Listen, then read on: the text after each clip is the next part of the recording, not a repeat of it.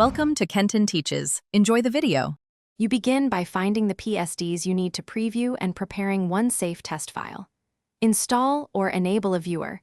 Quick look on Mac OS or File Explorer Preview on Windows, because these let you see layers and thumbnails without launching Photoshop. Once done, copy one PSD to the desktop to avoid accidental edits and to test settings. Make sure file associations don't force Photoshop to open. This quick setup saves time and lets you iterate previews fast. You now open the PSD in a viewer that extracts embedded previews or shows layer thumbnails. The why is simple.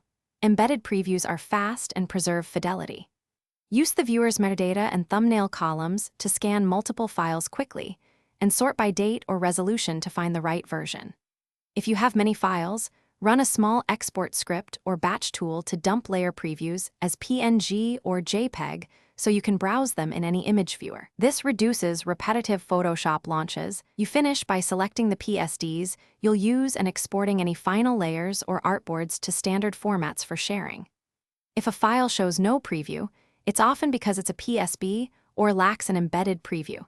Make sure your viewer supports large files and embedded thumbnails. Once done, make sure to double-check any ambiguous files by opening them in a read-only Photoshop instance to avoid accidental saves. This final step ensures accuracy while keeping your workflow fast and safe. Thanks for watching. Please subscribe if this video was helpful.